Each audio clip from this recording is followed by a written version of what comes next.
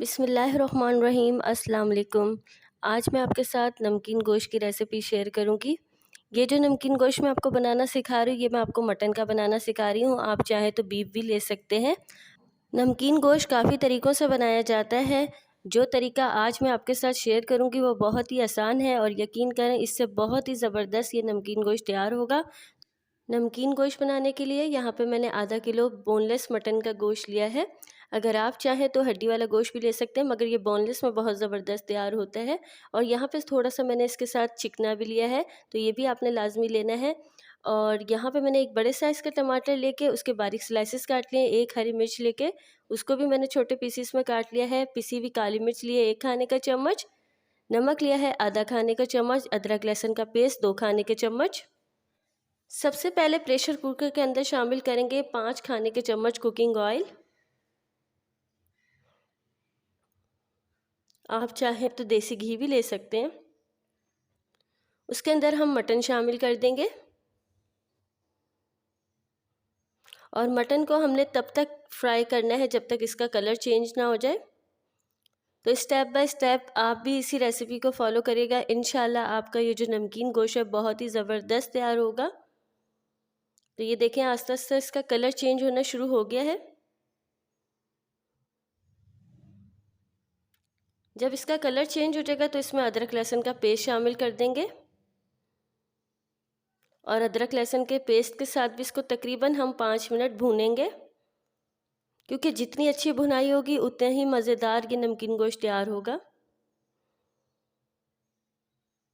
गोश्त का कलर अच्छे से चेंज हो गया। अब इसके अंदर हरी मिर्च और टमाटर शामिल कर देंगे और टमाटर शामिल करने के बाद भी आपने इसकी भुनाई अच्छे से करनी है ताकि टमाटर जो है थोड़े से नरम हो जाए। अब इसके अंदर मैं शामिल कर दूंगी आधा खाने का चम्मच देसी घी, क्योंकि इससे जो नमकीन गोश्त का टेस्ट है ना वो डबल हो जाता है। आपने इसको लाजमी शामिल करना है और इसके अंदर थोड़ा सा फैट भी था तो इसलिए मैंने आधा खाने का चम्मच लिया है। और नमक भी मैंने इसमें शामिल कर दिया है। नमक भी आपने शुरू में थोड़ा ही शामिल करना है, क्योंकि नमकीन गोश्त पक के थोड़ा सा हो जाता है तो नमक तेज़ ना हो जाए, इसलिए आपने पहले थोड़ा ही शामिल करना है। उसके बाद जब हम इसकी भुनाई करेंगे तो उस वक्त भी आप चख के नमक को एंड में डाल सकते हैं, इसलिए स्टार्ट में आपने थोड़ा ही नमक शामिल करना है। तो टमाटर यहाँ पे मैश होना शुरू हो गए हैं। भुनाई इसकी बहुत अच्छे से हो चुकी है। अब इसके अंदर मैं पानी शामिल कर दूंगी तकरीबन आधा गिलास। आधा गिलास मैंने पानी शामिल किया है। इसके अंदर मटन आराम से गल जाएगा, क्योंकि मटन अपना पानी भी थोड़ा छोड़ेगा और टमाटर भी इसमें शामिल है। अब प्रेशर कुकर बंद करके इसको 20 मिनट पका लेते हैं। उसके बाद मैं आपसे मिलती हूँ। 20 मिनट गुजर चुके हैं। मैंने प्रेशर कुकर खोल दिया था। इसके अंदर बिल्कुल थोड़ा सा पानी है और गोश्त भी अच्छे से गल चुका है। अब हम इसकी भुनाई करेंगे और इस पानी को अच्छे से खुश्क कर लेंगे। ये देखें मटन अच्छे से गल चुका है। अब बस इसकी भुनाई करेंगे।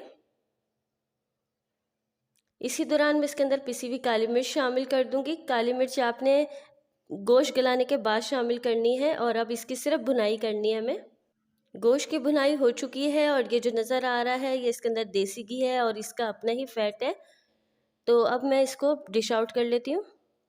तो यहाँ पे मैंने नमकीन गोश्त को डिश आउट कर लिया है। आप देख सकते हैं बहुत ही कम इंग्रेडिएंट्स से बहुत ही मज़ेदार ये मटन नमकीन गोश्त हमने तैयार किया है। इस रेसिपी को आपने ज़रूर ट्राई करना है।